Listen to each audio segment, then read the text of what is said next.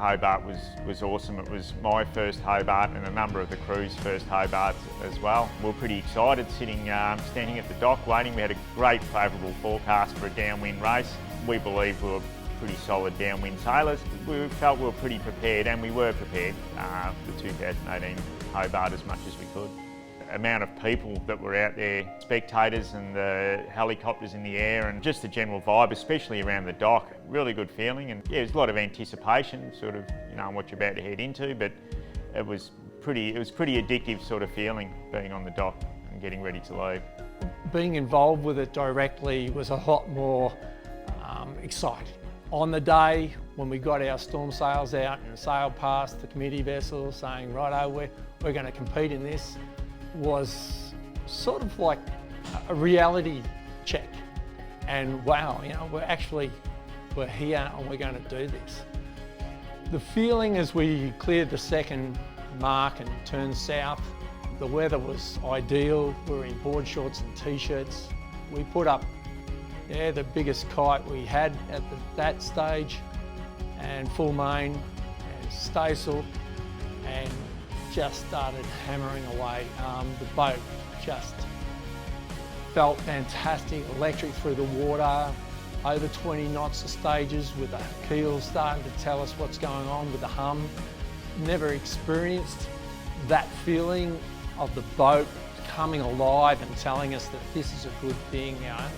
And looking amongst the crew, which is several Sydney-Hobart sailors on the boat, they were ecstatic as well. So as a first-time Sydney-Hobart virgin, looking at that experience, and everybody's just got a smile on their dial. And the boat was just happy. It was just going to do something special. We were reaching speeds in excess of 20 knots quite regularly, surfing down some pretty decent waves and having a jolly old time. All of a sudden I just felt a bit of impact on the rudder, and Jason just looked at me with a horrible expression on his face saying something's wrong with the rudder. As I was in the companionway looking past him, I saw the rudder pop up behind the boat. There's carbon foam sandwich, so it popped up like an orca fin, and I'm telling Jason the rudder is gone.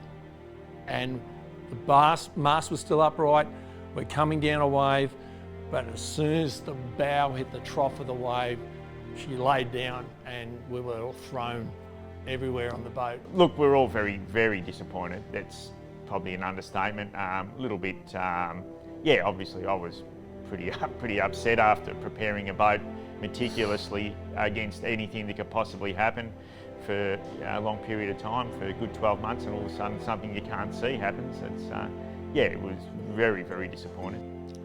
And then the reality of what had happened and what was going to happen from there sort of sunk in.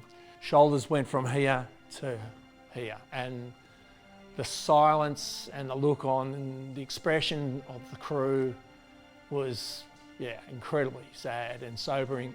Yeah, pretty much, yeah, 2 weeks afterwards I made a solid decision, booked my accommodation in Hobart, thought, bugger it, I've got to do this, so got to get this race done.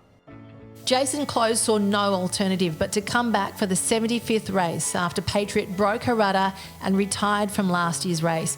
Originally owned and raced in the US, this J-yacht was the second US-built J133 to be imported into Australia. Her only other Rolex Sydney Hobart was 2010 when owned by Queenslander Tony Love. The pair finished 25th overall for second in Division 3. Otherwise, Patriot has been lightly raced, used more for cruising. The crew consists mainly of members of Sandringham Yacht Club, with 4 of the sailors either current or ex-international 14-foot skiff sailors. We were all very disappointed after striking an object and breaking our rudder last year, and we are all keen to see the finish line at Hobart this year, said Close. The pressure is now on to finish the race and to equal or better her 2010 results.